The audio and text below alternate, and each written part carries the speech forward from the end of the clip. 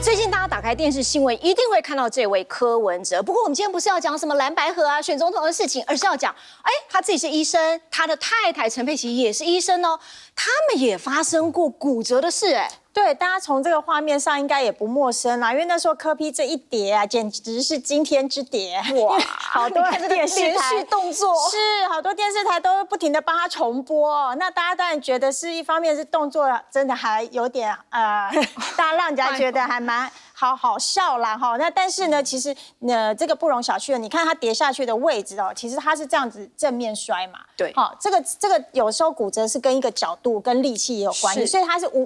不经意当中，因为可能脚拐到了或怎么样，就突然这样子一个翻转哦，从这个角度下去，所以他当下听说他自己就知道他应该是骨折了，因为还蛮痛的。他自己知道他肋骨断掉了。是。那这个陈佩琪为什么会提到他自己的事情呢？他就说不只是柯 P 骨折，他也被柯 P 弄到骨折。怎么了？他说就是呢，后来事情发生没多久呢，那时候是冬天嘛，那冬天他说难得柯 P 这个要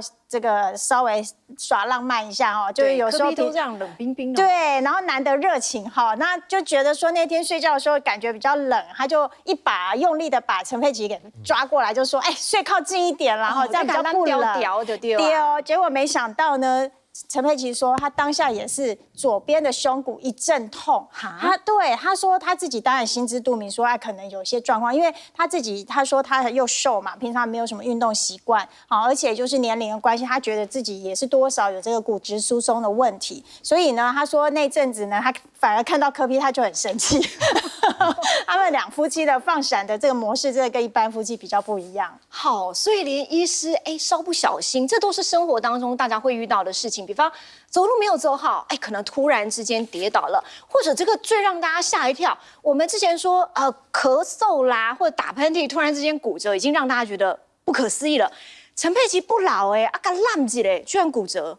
对啊，其实我们这个肋骨骨折是在我们胸部如果有一些外伤啊，它其实是属于常见的问题之一啦。那当然我们这样子一抱，或者是说这个稍微拉一下就骨头断掉，那这个当然听起来是好像有点怎么会这么严重？那或许当然像这样子的患者，他可能是有很严重的骨质疏松啊，亦或是说当时那一下的力量真的太大了，那可能被拉的人他自己也没有防备，可能又惊吓到啊，紧绷一拉，然后一个作用力这样子把它击断了，这个当然我们是不是如此，我们不得而知啦。但是当然大部分看到这些肋骨骨折，主要还是一些比如说外伤啦，比如说撞击啦、车祸啦，那运动伤害也有可能。那甚至像刚刚讲的咳嗽啦、打喷嚏在严重的骨质疏松患者身上发生以外，再就是有时候医院最常见的这个急救的过程中，可能压胸就把这个骨头肋骨也给压断。是，那他们两个人都是医生，不过他们不是骨科的嘛，一个急诊，然后一个小儿科。为什么他们都会说自己知道自己骨折了？其实这个骨折的过程中发生在当下，当然他可能会觉得有一个蛮厉害的一个顿挫。如果是你们两位的话，你们会知道吗？自己会知道吗？有点犹疑哦。没有骨折过，不知道。对，没有在这个地方骨折过，所以但是对他们来说，可能之前从来没有这样子的这种剧烈疼痛，亦或是说听到那样子啪一下的声响。所以或许对他们来说，再加上医师自己，他可能自己有那医学上的敏感度嘛，对，他可能觉得说，哇，这样的剧痛之下这个过程可能是有这样的情形了。好，杨医师，他那个痛是什么感觉啊？他们两位医师马上就知道说，可能是肋骨骨折。一般来说，骨头的痛大概就是会觉得比较深沉一点，那可能是有钝痛或是刺痛的感觉。那就像刚才有提到，就是说，可能就是你可以自己测试看看。如果说一般来说，如果只是肌肉拉伤，有时候其实如果深呼吸的时候倒是不太会痛，但是如果说请他深呼吸看，如果说深呼吸一深呼吸，然后没办法做出来的时候，其实蛮大的几率就是会有肋骨骨折的现象。那刚才陈医师讲的也是一样，就是说有骨头断掉的时候，其实很多人都会自己听到那个声响啊，对，就有这样跳的声音的感觉。OK， 好，那吴医师你自己做的研究说，观察我们身上某一些皮肤位置，可以知道骨头状况。对，像这个是胸椎啦，然后在我们的耳朵里面，这个也是胸椎的地方。那我本来收集了几百例，本来要发表论文的，本来要升等啊，现在没有要升等的，所以就不发表了。所以在我们这个健康2.0给大家知道，就是说我们这个神经压迫的时候，它会沿着神经皮节这个地方会有斑点出来。神经皮节。对，在西医里面的我们的哪一节的神经压到的，它就出现在哪个地方的神经皮节的走向，然后刚好呢又跟我们中医的这个经络很类似，那这个地方又刚好又叫膀胱经，还有我们的这个肾经的地方，所以刚好看到这个斑，我们就知道用膀胱经跟肾经来治疗。那曾经有一个皮肤科医师，他跟在我旁边学了大概7年，那我就考试，我说，哎，你这个是什么？结果皮肤科医师说，这个是老人斑，老师这个是退化的老人斑。我说这个不是，你回去统计一下看看。结果他回去看到他病人只要有这个斑呐，他叫他去检查，结果都有这个胸椎压迫的情形。所以你说是在背上，那前胸会有吗？会，前胸也会。所以这很有趣哦。你产生这个斑呐，就好像我今天早上看到一个那个带状疱疹的病人，他刚好，比如说你神经在这个脊椎的地方，然后它会从胸后延伸到这个地方，所以连跑这样一圈，对，所以连胸部因为这个是女生，我不好意思拍前面，所以拍后面，所以连背部、连胸口这个地方都会长斑。但是以这个患者来讲，他那么大片，那代表他的表示他胸椎对很多都退化了。哦，好，那脚上呢，就是看腰椎吗？对，就是看腰椎，而且它会分布在，比如说我们在脾经啊，还有这个大肠经啊、胃经的地方都会长斑。那这边的神经皮节大概是我们第4腰椎、第5腰椎跟第1荐椎的部分，然后这个也是一样，这个是腰椎的部分，所以我们在治疗的时候就会用这个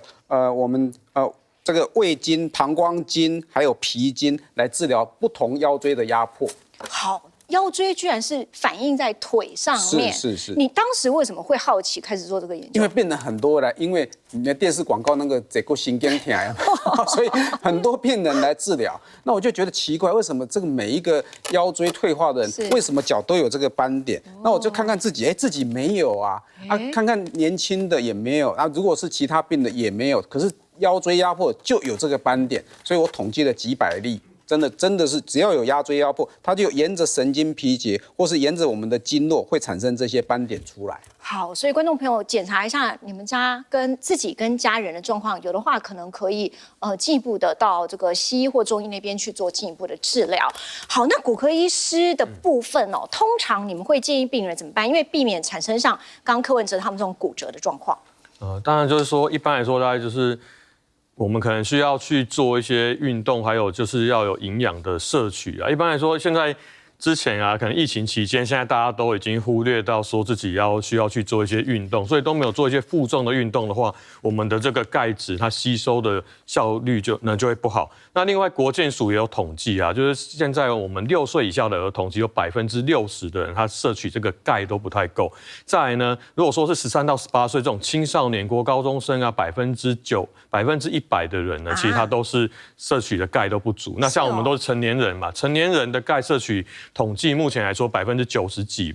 呢都是钙摄取不足啊。为什么会这样子呢？当然就是因为我们现代人的压力比较大嘛，可能现在交际应酬多，我们需要的咖啡因就多，喝太多咖啡了，或是说应酬的时候我们需要抽烟喝酒，那这些都会影响这个钙的吸收。还有啊，就是现在大家都吃太好，大鱼大肉，吃太油，吃太咸，其实都会影响钙的吸收。再来的话，就现在的人都喜欢，尤其是女生喜欢越瘦越好嘛，想要减肥。减肥很多人的方式都会用这个，就是吃少一点，节食来做这个减肥。但是这样的话就会导致营养的摄取也不足。还有啊，就是要白瘦美嘛，对不对？那又要瘦就又要白啊，白的话就是要没有晒太阳啊，就是维生素 D 就不够。对，就不够。那维生素 D 就是说我们这钙的摄取的这个效率就也会变差。然后另外呢，当然跟年纪也有关啦。其实从我们的骨质最好的时候就是30岁的时候。30哦。对。那我想在座或许都已经。可能有超过30岁，所以我们的这骨质可能都是需要去做一个加强的部分啊。还有就是刚才有提到，可能缺乏运动，要做一些负重的运动，比如说拿个保特瓶啊，背一点轻轻的背包啊，背个2到5公斤去做一些散步的运动，也可以增加这个骨质的部分啊。那我们可能了解一下说这个骨骼呢，它的这个组成的成分，像这个图上面有提到说，我们骨头的组成啊有30%是有机物，这主要是这胶原蛋白。可以把它想象成说，这个胶原蛋白就是组成骨质里面的这个钢筋的部分，那70%这个无机物就是钙跟镁。这钙跟镁主要就可以想象成是水泥。那我们这个钢筋跟水泥当然都要够强壮的时候，我们的骨骼呢才会够强韧啊。那我们要保养它，当然就需要摄取刚才讲要营养要充足啊，可能多吃一些鲑鱼啊、牛奶啊，或是像是菠菜啊、苋菜之类的小鱼干、豆腐之类的，可能都可以去增加我们这钙质的摄取。那另外呢，因为在50岁以后，我们的这个维生素 D 它的这个形成的这个效率也会变差，还有我们身体里面的镁也会不足，所以我们在这个常常诊间都有人问说，这钙片到底要怎么选比较好？那我当然会建议说，可能选择有复方的，像是说可能它要包含维生素 D 啊，去增加这个钙质的这个摄取，然后还有就是要含镁。镁的话，它主要就是刚才讲骨头成分里面有镁嘛，另外镁也可以维持这个正常的肌肉的功能，还要维生素 C， 维生素 C 它主要呢就是可以促进胶原蛋白的形成，那这些都兼具的话呢，就可以同时保养到我们的骨骼啊、肌肉还有胶原蛋白的部分，让我们这些50岁以后的这个人生呢，过更多彩多姿、乐活的人生这样子。OK， 才不会浪起来，可能就产生问题啦。原本是要展现热情，没想到可能接下来是要去找医师治疗。广告之后来看，那么我们刚刚提到脊椎这么多的问题，尤其如果让人家瞧有风险的话，吴医师有一招是教大家自己来做，可以帮自己的脊椎稍微正位。马上回来。大家好，我是健康主播郑凯云。喜欢我们的影片呢，欢迎帮我们订阅、按赞、分享，还有开启小铃铛。另外很重要哦，在底下有个超级感谢，可以按下去表达对我们的支持。